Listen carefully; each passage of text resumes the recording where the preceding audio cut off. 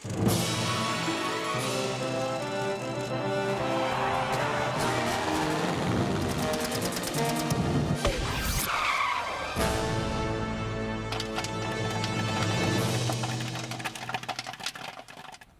I'm Peter Travers, and this is Popcorn, where we talk about what's happening at the movies. And the big happening right now is the Coen brothers film, No Country for Old Men.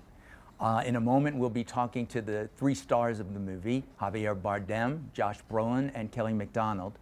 But for right now, let's take a little bit of a taste of No Country for Old Men.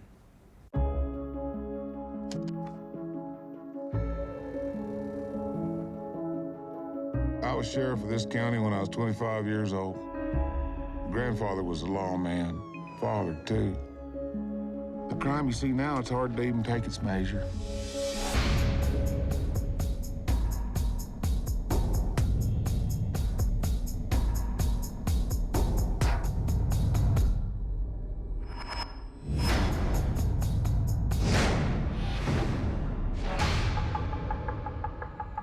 We're out a bunch of money and the other party is out his product. Llewelyn, what's in the satchel? Full of money? I'm looking for Llewelyn Moss. Do you want to leave a message? Yes. What are you doing, baby? Fixing to do something dumber than hell, but I'm going anyways. You think Moss has got any notion of the sorts that are hunting him? You can't stop what's coming. What's this guy supposed to be, the ultimate badass? Compared to what? The bubonic plague? These people will kill him, Carla Jean. They won't quit. He won't neither. I always think this is what it come to. I previsioned it. You know how this is gonna turn out, don't you? Nope. I think you do.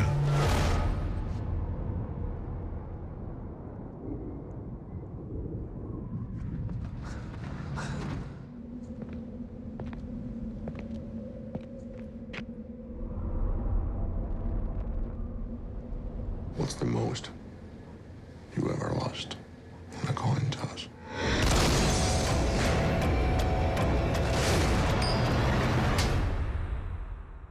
Call it friendo. Okay, I want to welcome all three of you to this show. I will start with Kelly Macdonald from Scotland, Javier Bardem from Spain, and Josh Brolin from the country of Los Angeles. Wow. I'm going to ask each of you very briefly to say who the heck you play in No Country for Old Men. And I think it makes sense to start with you, Josh. Do you remember? Do I remember? It's been so long It's ago. been about a Yeah. year, a little longer than a year. I play a guy who lives in a trailer park with his lovely wife, and they're very much in love, and he's out hunting one day and he runs into a drug deal gone bad and finds $2.4 million and decides to keep it. How's that? And then runs into major obstacles and finally to the level of some mythological proportions.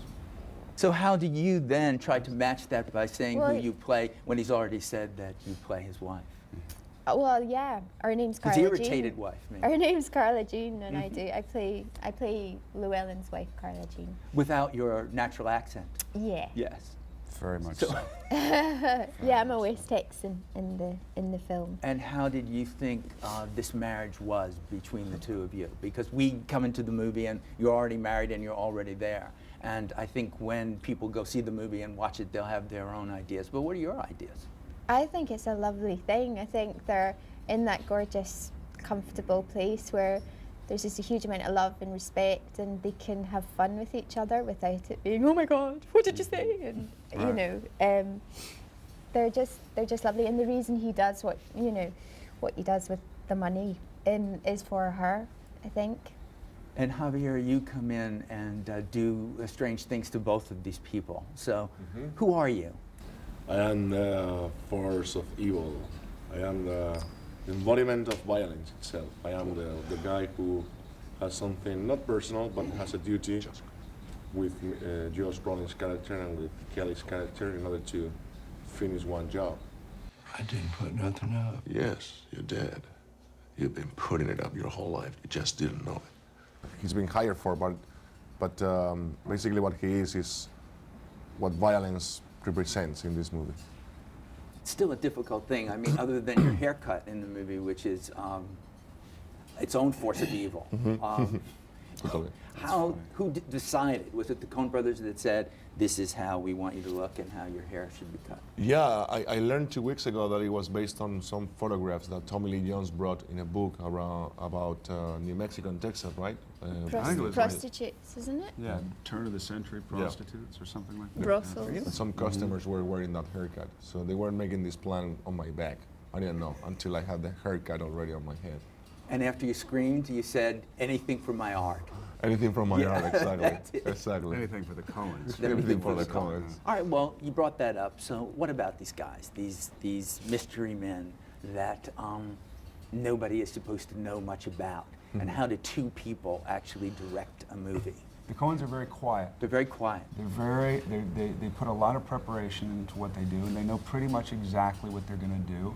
They allow actors to explore the characters openly, but they've done so much work that there's not a lot of need for it, you know? I mean, I think that they put a lot of pressure on themselves to cast it correctly, and once they've cast it, they allow the actors to do what they do, and then within that, there's little tweaks and all that. Tiny, but tiny. Very Tiny tweaks. Yeah.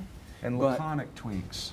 Why since- don't you lift your arm on that one, see if it works better. When I think of the rumors, which are so much better than the fact, the reality of working with the Coen brothers, I've always heard from people who shall go nameless, George Clooney, that you have to read what they've written exactly the way it's written, that you don't. Look at this nodding. That's not true. No, that's not You true. can do whatever you want. And actually, I mean, I may be the one here that may have some serious problems with that in terms of pronunciation. Like what? Because some words may be difficult for me just to say. So they were really wide open, and having in mind that it's based on a book in Cormac McCarthy's dialogue, that will be even more weird, no? I know. So they are truly open to work with the words that they may have any problem on you. The mystery of the Coens The mystery, that's what I nearly wanted as solved. interesting as it is to work with the Coens. And it's not nearly as satisfying as it is to work with the Coens. It's true. Yeah, I'm meeting them. for sure. Okay, we have to take a break right now, but in a moment we'll be back and talk more about No Country for Old Men.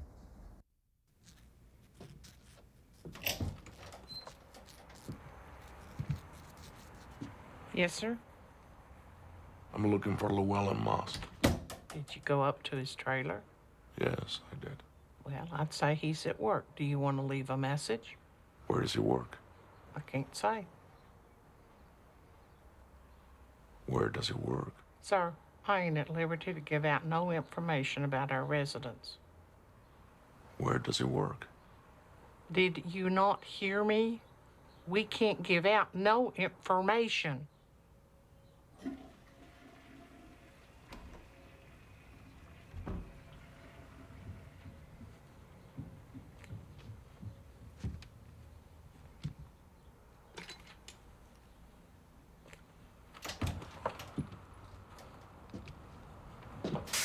You don't really play a lot of forces of evil. This is not you. You've got the eyes. They're warm. They look like there's kindness there. We've seen you play that. What? Where do you find this? Where do you find and did it ever freak you out? Playing somebody that is really, because the character is so funny at the same time as he's scary. The toughest thing to do, I think. I truly to get believe that my job was to try to put together what's his motivations, what his motivations are, but the scary part and the funny part, I truly believe that it's based on how the Coens put it together. Okay, let's talk about the tough scene for each of you. There's always one that maybe it's in the beginning, maybe it's in the middle, maybe it's at the end, I don't know. But the scene that is really just rough for whatever reason. And we'll start with you.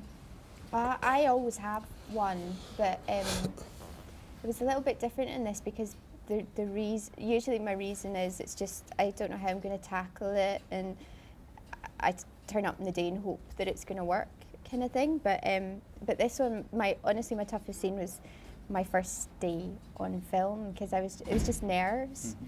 But it kind of worked for the scene, and it was the first time that I was going to be in front of the crew using the accent, and so it was just nerves. I was a bit shaky, but it kind of worked for me. But doing the accent too. I mean, is it still with you? Could you just answer a question? It's weird that I've been working in the States since this film. I haven't worked in the UK at all, which is really peculiar, and I've done the odd sort of general American accent since then, and it's really hard to forget my southern roots. What are you doing, baby? It's really peculiar. I can't. It keeps on sort of creeping up, and I have to, keep it down. But, her accent is amazing. It in is. this film. It's just. It was so nice for her to speak in the accent because when she was talking, you kept laughing at me. I kept laughing. I understood about 50% of it. And the minute she'd get into the accent, I'd be like, oh. Okay, this is it. Bring it on. Bring it on. I get it. All right, Josh. What was the murderously difficult scene for you? There was a scene where I was on the phone and Javier's character, Chigurh. And Javier had left to go do Love in the Time of Cholera. And we were doing the scene, and I thought the scene was going pretty good, and we had decided to turn away from the camera, which I thought was an interesting take on that scene. You bring me the money and I let her go. Otherwise, she's accountable. The same as you. And there was an earpiece that they kept wanting me to use. And I said, I really don't want it. They said, it's Javier's voice. I said, look, Javier and I spent 3 months together. I know exactly how he's going to do it, exactly what he's going to do. It's all good. Where are you? I know where you are. Okay, all right. So finally they go, we did it again, and we did it again, and we did it again. And finally they said, I really think you should use the earpiece. And I was like, what's the deal? I think we have it. And they go, I don't think we quite have it. And it was very frustrating. Anyway, I put the earpiece in, and which was Javier's recorded voice, and he says, I know where you are. And I said, where? And he says, in the hospital across the river. And I said, oh, really? And he says, do you know where I am? And I said, no, where are you? And he says, I'm on the beach in the south of Spain with 2 topless women. I was like, so you were really... But I was so focused on the scene, I was like, wait a minute. And I looked back at the Coens, and the Coens were laughing hysterically on the That's why they choose to put it on your back, right? On my back. But then you see my face turn around like... It was a great moment. It was a fun moment. In that moment. Yeah. Humor always. Humor always.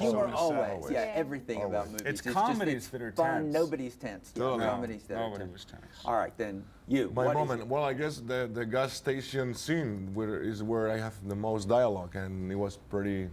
It's like 2 actors scene dialogue, and the rhythm of that dialogue, the rhythm that involves that it has to be there in somehow. Doing a foreign language is quite difficult, and it was about a game between 2 guys, and that was very difficult. But the games were extremely nice, and we took a whole day to do it, which I really appreciate that because I was quite tense and nervous, and they put it together quite good. And you didn't have to do impersonations of Josh. I can. No, I wish I was there that day on the set. Like, and it just, it doesn't he was work. great. It was that's an amazing scene. That's a 6-page scene. It's a really long scene, especially for this movie. Lack of dialogue. Well, it's genuinely a movie full of amazing scenes, and I want to say, me as a film critic, the definition that I'm often told of what a movie critic is a guy who comes into the battle after the battle's over and then shoots the wounded, and finally, there's a movie where I don't have to shoot anybody. So thank the 3 of you for That's a really nice Thank you. Thank you.